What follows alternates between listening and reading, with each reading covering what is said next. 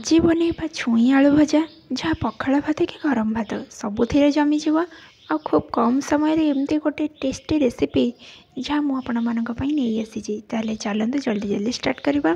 Hello everyone, welcome to my YouTube channel cook with Dimple. मुझे छुई आलू भजापी ये मु सजना छुई नहीं आलू नहीं चलतु प्रथम छुई आलू को काटिदबा। आलू को मुझे एमती गोल गोल करी काटी आपन को जो सेप्रा पसंद आपड़ ताको सेमती काटी पारे, किंतु एमती गोल करी काटिले छुई आलू भजाटा बहुत भल देखा जाए।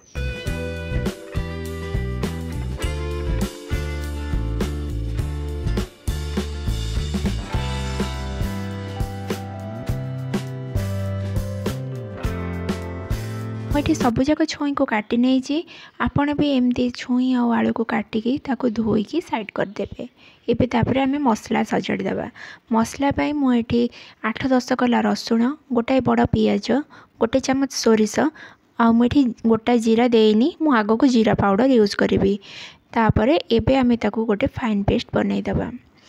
मसला हो भितर एठी मु कड़ाई रे पानी देकी छुई आ आलू को धोईकी ता देहरे दे देइछि। तापर मुझे दे देइछि जीरा गुंड। जदि आपण गोटा जीरा यूज करेंगे जीरा गुंड को स्किप करेंगे ना, जदि ये गोटा जीरा दे नथिबे ताले किछि जीरा गुंड ऐड करदेबे। तापर मुझे देले हल्दी गुंड आउ बाटिके रखिथिबा सोरिष मसला देकी ताको एबे आमे भलके गोळेई देबा।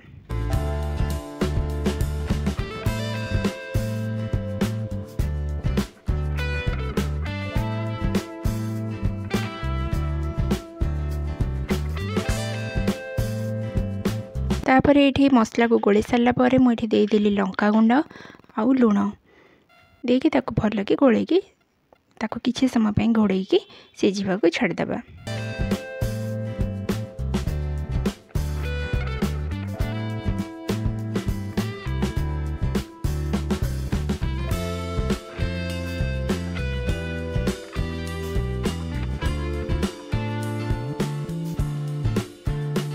ये प्राय 15-20 मिनट पर आपको देखा छुई आ आलू भल कि सिझी जाइए ताको मु बाहर कर रखीदे।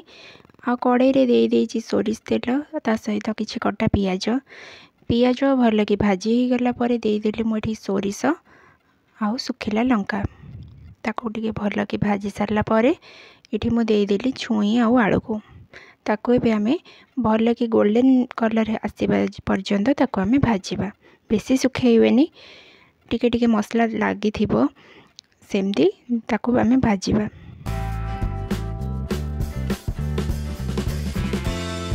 ये रेडी हो गला छुई आलू भजा। आपन भी रेसिपी घरे ट्राए करंतु, केमिति लागला मते कमेंट रे जणातु। आपन फ्रेंड्स और रिलेटिव्स को ये रेसिपी शेयर करंतु। वीडियो भल लगे लाइक शेयर करने जमा भूलिबेनी।